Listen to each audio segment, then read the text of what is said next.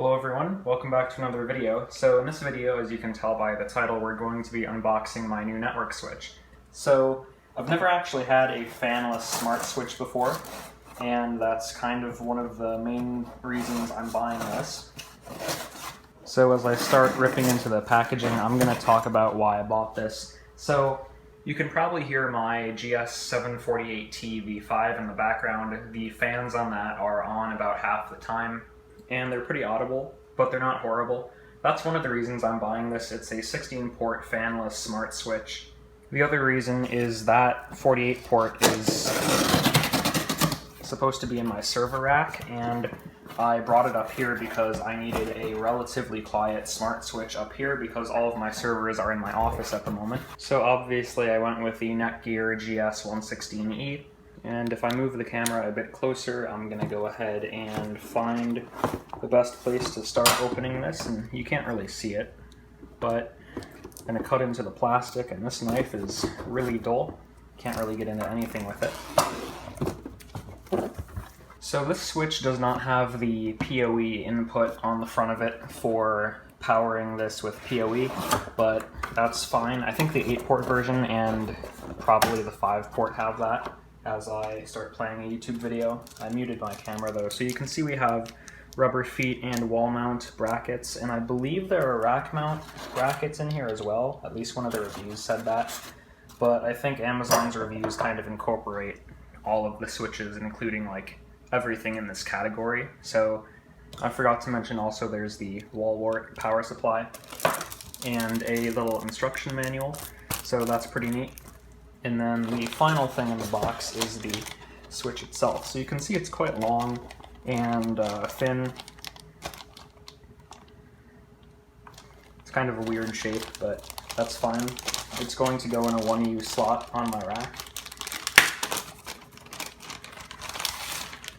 So if I open up the packaging in there, you can see we have 16 ports and they're all gigabit. And yeah, there's really not much else to say about this. It's the V2 version, so yeah. So I'm going to be mounting this like not on the wall, so I'm going to go ahead and apply the rubber feet. So I have the new switch plugged into my main switch down there, and I'm using the discovery tool, and I have found the main network switch, but yeah, the other one isn't showing up, so I'm gonna, I guess, figure that out, but yeah, maybe if I read the instructions, that will help. So I was able to get into the web management interface, but I didn't record it because my phone was at 1% battery and whatever. If I didn't mention this already, some of the reviews said this had issues with link aggregation, which is the entire reason why I have a smart switch instead of just using a normal dummy switch. It looks like this does have link aggregation in the web management, so I can set that up, but some people were saying it didn't. So I figured I'd take my chances, see if I had good luck, and it looks like I did. So this switch will be replacing this down here, and I turn on the light so you can see it better. It's really messy down here. I'm just kind of messing with stuff right now, but you can see my Mac Pro server has these 2 gigabit connections, and then this is going to be the router. This is currently the router, because I can't really take this whole network setup apart right now. And then that green one is supposed to be my gaming computer, but that cable is custom, and I didn't terminate it correctly. Same with the one for my MacBook Pro. And then those two, this one is for the other switch when I was testing it, and this one's for my gaming computer right now. You can see I have a 10100 connection because the computer's in sleep mode right now. So over the coming few days, I'm going to be mounting this switch back in my server rack along with this Cisco switch up here, and I haven't shown this on the channel yet.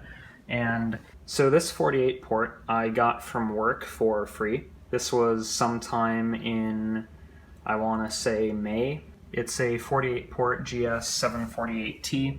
It's the V5 version. There's no 10 gig on this, but that's fine, because of course it is a 48-port switch. So I'm in the web UI here, and it's pretty basic compared to my 48-port, but that's fine.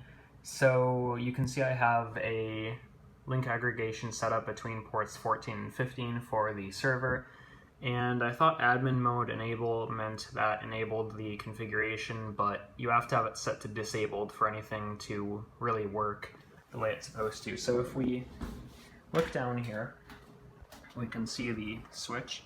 I have my uplink to the router, my 2 connections to the server, that's the Link Aggregation. This green one is for my gaming computer, which is currently running here, and anyway.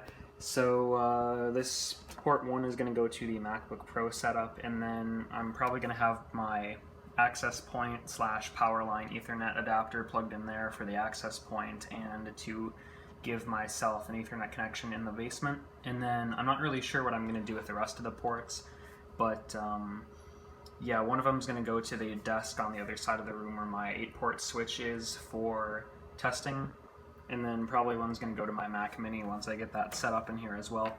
So yeah, you can hear my 8-port down there making a bit of noise. I'm going to remove that from the rack shortly and throw that back in the server rack along with my Cisco switch.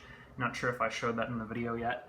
That's a 2960 PoE Plus that I got from work, as well as the 48-port. So yeah. So once again, another video that I forgot to finish. So the switch has been running up here for about 2 weeks now, no problems whatsoever. So you can see this pink one's to my MacBook Pro, like I said, green to the gaming computer, that's not really connected to anything anymore, and then the 2 for the Mac Pro, 1 for the uplink. So there's really nothing else to say for this video other than the switch has been running great. It stays pretty cool to the touch. Actually, the bottom gets sort of warm, but it's really fine. And I still have no idea what I'm going to fill up all these ports with, because it's pretty much running where it needs to be right now. So I think with that said, that's going to be it for this video. So thanks for watching, I hope you enjoyed, and I will see you in the next one.